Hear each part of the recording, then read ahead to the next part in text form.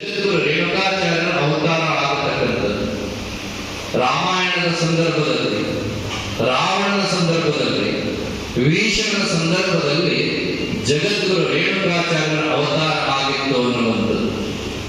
ಇನ್ನ ಜಗದ್ಗುರು ರೇವಣಾರಾಧ್ಯರು ಅಂತ ಹೇಳಿ, ರೇವಣಾರಾಧ್ಯರು ಕಲಿಯುಗದ ಆಚಾರ್ಯರು. ಕಲಿಯುಗದೊಳಗ ರಂಭಾಪುರಿ ಪೀಠದ ಜಗದ್ಗುರು ರೇವಣಾರಾಧ್ಯರು, ಉಜ್ಜಯಿನಿ ಪೀಠದ ಜಗದ್ಗುರು ಮರುಳಾರಾಧ್ಯರು, ಕೇದಾರ ಪೀಠದ ಏಕೋರಾಮಾರಾಧ್ಯರು, ಶ್ರೀಶೈಲ ಪೀಠದ ಪಂಡಿತಾರಾಧ್ಯರು, ಕಾಶಿ ಪೀಠದ ವಿಶ್ವಾರಾಧ್ಯರು ಉದಯ ಆಗತಕ್ಕಂಥದ್ದು. ಹಾಗಾದ್ರೆ ರೇವಣ ಸಿದ್ಧರು ಯಾವ ಕಾಲ?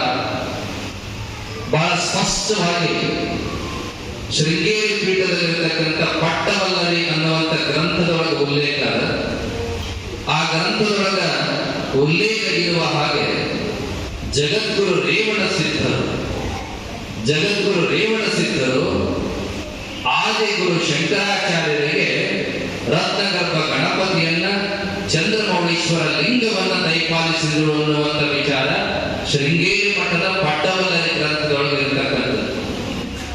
ಆ ಕಾಲ ಯಾವುದು? ನಿಮಗೆಲ್ಲ ಗೊತ್ತದ, ಇತಿಹಾಸದಲ್ಲಿ ನೀವು ಓದ್ತೀರಿ.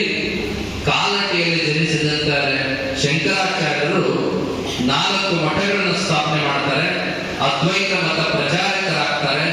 ಜೊತೆಗೆ ಶೈವ ಪರಂಪರೆಯ ಅತ್ಯದ್ಭುತವಾಗಿರತಕ್ಕಂತಹ ಶಿವ ಮತ್ತು ಶಕ್ತಿಯರ ಸಮನ್ವಯತೆಯನ್ನ ಅತ್ಯಂತ ಶ್ರೇಷ್ಠವಾಗಿ ಸಾರುವಂತಹ ಒಬ್ಬ ಶ್ರೇಷ್ಠ ಸಂತರಾಗ್ತಾರೆ. ಅವರ ಕಾಲ 7ನೇ ಶತಮಾನ. ಆ 7ನೇ ಶತಮಾನದಲ್ಲಿ ಇದ್ದಂಥವ್ರು ಯಾರಪ್ಪ ಅಂದ್ರೆ ಜಗದ್ಗುರು ರೇವಣ ಸಿದ್ಧರು ಅನ್ನುವಂಥದ್ದನ್ನು ಬಹಳ ಸ್ಪಷ್ಟವಾಗಿ ನೀವೆಲ್ಲ ಅರ್ಥ ಮಾಡ್ಕೋಬೇಕು. ಇನ್ನು ಜಗದ್ಗುರು ರೇವಣ ಸಿದ್ದೇಶ್ವರರ ಕಾಲ ಯಾವುದು? 10ರಿಂದ 11ನೇ ಶತಮಾನ. ಅವರ ಕಾಲಾವಧಿಯೊಳಗ ಸೊಲ್ಲಾಪುರದ ಘಟನೆ ನಡೀತದೆ. ಜೊತೆಗೆ ಬಸವ ಕಲ್ಯಾಣದ ಅನುಭವ ಮಂಟಪದ ಅನೇಕ ವಿಚಾರಣೆ ನಡ್ಕೊಂಡು ಬರ್ತಾವ. ಆ ಸಂದರ್ಭದೊಳಗೆ ಆ ಕಾಲೀನ ಪರಂಪರೆಯ ಅನೇಕ ಘಟನೆಗಳನ್ನ ನಾವು ನೋಡ್ತೇವೆ.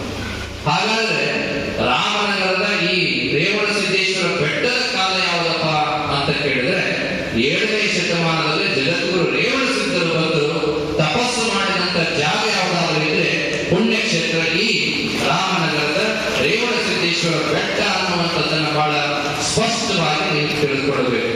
ಹಾಗಾಗಿ ಇದು ಐತಿಹಾಸಿಕವಾಗಿರತಕ್ಕಂಥದ್ದು, ಪುರಾತನವಾಗಿರತಕ್ಕಂಥದ್ದು, ಜೊತೆಗೆ ಪ್ರಾಚೀನವಾಗಿರತಕ್ಕಂತಹ ಇತಿಹಾಸವನ್ನು ಹೊಂದಿರತಕ್ಕಂಥ ಕ್ಷೇತ್ರದ ಶಿಷ್ಯರಾಗಿ, ಸದ್ಭಕ್ತರಾಗಿ ನೀವೆಲ್ಲ ಇಲ್ಲಿ ಬಂದಿದ್ದೀರಿ ಅನ್ನುವಂಥದ್ದನ್ನ ಮನಗಾಣಬೇಕು ಅನ್ನುವಂಥದ್ದು. ಇನ್ನ 2ನೇ ಮಾತು ಏನಪ್ಪಾ ಅಂತ ಕೇಳಿದ್ರೆ, ಸಾಮಾನ್ಯವಾಗಿ ನೀನು ಇದು ಪಾದವನ್ನಿಟ್ಟ ನೆಲವೇ ಸುಕ್ಷೇತ್ರ, ಜಲವೇ ಪಾವನ ತೀರ್ಥ, ಸುಲಭ ಶ್ರೀ ಗುರುವೇ ಕೃಪೆಯಾಗು ಅನ್ನುವಂಥ ಮಾತು ಬರ್ತದೆ. ಮೈಲಾರದ ಬಸವಲಿಂಗ ಶರಣರು ಹೇಳುವಂತ ಒಂದು ತ್ರಿಪದಿ. ಈ ಮಾತಿಗೆ ಅರ್ಥಪೂರ್ಣವಾದಂತ ಕ್ಷೇತ್ರ ಯಾವುದಾದ್ರೂ ಇದ್ರೆ ರೇವಣ ಸಿದ್ಧರ ಬೆಟ್ಟ. ಒಂದು ಕಾಡು ಬೆಟ್ಟವಾಗಿರ್ತಕ್ಕಂಥ, ಕಾಡು ಗುಡ್ಡವಾಗಿರ್ತಕ್ಕಂಥ ಈ ಕ್ಷೇತ್ರಕ್ಕೆ ಒಬ್ಬ ಜಗದ್ಗುರುಗಳು ದಯಮಾಡಿಸಿದ್ರು, ಮಹಾತ್ಮರು ದಯಮಾಡಿಸಿದ್ರು, ಗುರುಗಳು ದಯಮಾಡಿಸಿದ್ರು, ಪಾದ ವಿನ್ಯಾಸ ಮಾಡಿದ್ರು, ಇಲ್ಲಿ ನೆಲೆಸಿದ್ರು, ತಪಸ್ಸು ಮಾಡಿದ್ರು, ಇಷ್ಟಲಿಂಗ ಪೂಜೆ ಮಾಡಿದ್ರು. ಅವರು ನೆಲೆಸಿದ ಕಾರಣಕ್ಕಾಗಿ, ಅವರ ಶಿವಪೂಜೆ ಮಾಡಿದ ಕಾರಣಕ್ಕಾಗಿ, ತಪಸ್ಸು ಮಾಡಿದ ಕಾರಣಕ್ಕಾಗಿ ಈ ಕ್ಷೇತ್ರ, ಈ ದಿನ ಒಬ್ಬ ಸಾಧಾರಣವಾದ ಒಂದು ಗುಡ್ಡ, ಬೆಟ್ಟ, ಅದು ಏನಾಯಿತು ಅಂದ್ರೆ ಪವಿತ್ರ ಕ್ಷೇತ್ರ ಆಯಿತು, ನೆಲ ಜಲ ಪಾವನ ಆಯಿತು. ಇವತ್ತು ಅವರ ಕಾಲಾವಧಿಯ 14 ಶತಮಾನಗಳ ನಂತರವೂ ಕೂಡ ಅವರ ಸ್ಮರಣೆ ಆಗ್ತದ, ಅವರ ಬಗ್ಗೆ ಚಿಂತನೆ ಆಗ್ತದ.